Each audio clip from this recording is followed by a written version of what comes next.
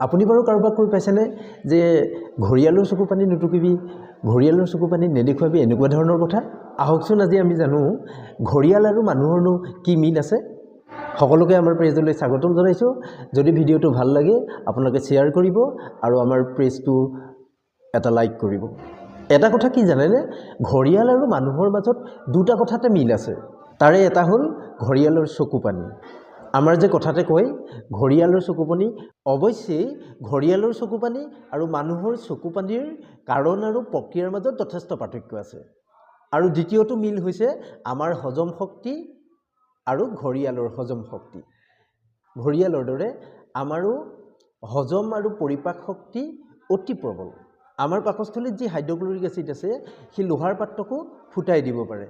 আৰু আনহাতে ঘৰিয়ালৰ পেটত যি এচিড আছে সেই এচিডে লোহাৰৰ বস্তু গলাই দিব পাৰে।